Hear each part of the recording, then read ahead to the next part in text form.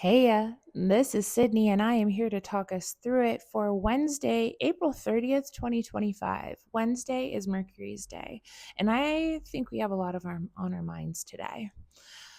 However, we do start with the moon in Gemini having a sesqui-square to Pluto and a semi-square to Mars, and this is at 5:52 and 7:08 a.m. So this is early, early, early in the morning, and I think this brings a sense of urgency and a sense of agitation that we can't quite put a finger on. Something is coming up. It's not quite oh, kind of, but there's an irritation here, right? We're feeling a bit um, unsettled, I would say, emotionally unsettled. At 9:20 a.m. Pacific Standard Time, we have the moon conjunct Jupiter in Gemini. And so this, and reminding us that the moon is already out of bounds, this is like emotional reactions and feelings, and our mood is like blown way out of proportion. And our need to like know in order for us to feel comfortable and safe is way out of proportion with the out of bounds moon touching Jupiter.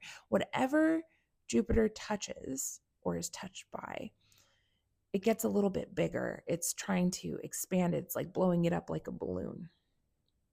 So I really think that this is a opportunity for us to have some emotional overreacting here. And so it's almost as if we're feeling kind of irritated and uncomfortable in our own skin. And then we have some sort of emotional like, moment, perhaps.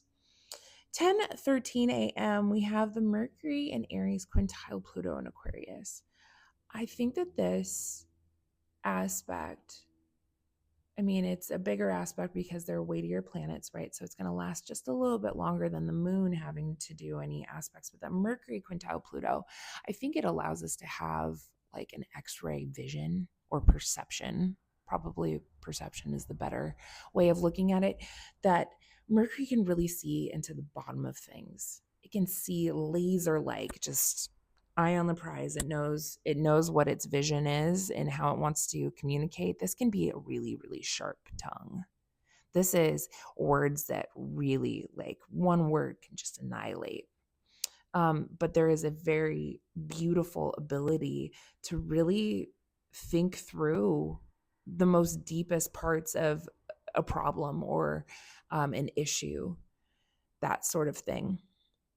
At 10:15 a.m., Venus enters Aries. And so now, after Venus having had this beautiful journey through Pisces, doing all of these things, she touched the nodes, she met up with Saturn, all of this. Now it's all about her. She goes into Aries, she loses some dignity, she becomes a little bit more selfish. She's acting a little bit different now, right? Where it was ultimate love, now it's about what she wants to do. Venus in Aries is the tomboy, right? She's not the girly girl. She is almost, because she is in her detriment, she is acting antithetical to what a Venus in Libra would be doing, which is like being social and connecting. And Venus in Aries is like, no, this is my orgasm, not yours. I do not care. That kind of feeling. She's got her own journey to go on here. But and I'm very interested to see what this Venus and Aries journey is going to be. She is going to be ruled by that Mars and Leo, which I think is very creative. She has her own goals and the ways that she wants to go forward that have to do with her own creative ability, that have to do with her ego and pride in a way. It's very self-identified, very self-centered. I'm interested to see how this all plays out for everybody. And we need to pay attention to where Venus has entered in the chart. You can think of that by, if you're very familiar with your chart, and you know where Venus is or where Aries is, that's the house that Venus is going to make this journey. So for instance, I'm a Virgo rising. By whole sign, this would be my 8th house of other people's money, of taxes, of death, of transformation, Yeah, all sorts of things.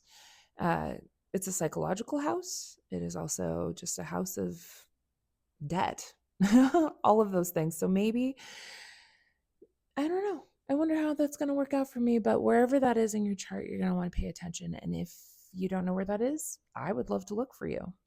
You can hit me up. Anyways, later on in the day, 2:18 p.m., we have the moon sextile Chiron. And this gives us a emotional sensitivity and also ability to use the wisdom of our wounds in order to be in a healing space. This can be that we are able to do some healing for ourselves, or we're able to offer that to other people. 3:23, we have the moon quintile Mercury, and this is, being able to really intuit and communicate and emotionally process what we are thinking. There's a communicative aspect to this, that it just so effortlessly can express oneself. 8:24 p.m., we have a square with Saturn. Now, with that sextile to Chiron earlier in the day, and I think the sensitivity that we're having, I would say that the caution is to not go so deep that we invite our own depression or isolation, feeling emotionally isolated from other people, and wanting to kind of set ourselves aside. Moon Saturn contacts can bring a stabilization, but can also bring a block, feeling like I can't share that with you, emotionally stifled, especially with the square from Saturn, and also just like a weight, a heaviness, a depression here. So please be cautious of not getting into your own bullshit. And definitely with the moon in Gemini, there's something around like, I think, therefore I feel. Ask yourself, do you really feel that? Or is it just a random thought that you had in your head? Is it really yours? Do you really need to cling on to it? All of these things are good questions. 8:43 p.m., we get a biquintile to Pluto. And so I think there is an intensity of emotion here, but also a bit of catharsis and the ability to hopefully release something around how we are feeling, so that we can kind of maybe shake off some of the depression that we might be feeling in the evening. So this day is, I feel like it's a little bit of a mixed bag. It's a mixed bag. There's a mood shift, and I don't think we know quite what to do with it yet. So all that being said, that's Mercury. Wednesday. Mercury's day. Take care. Bye.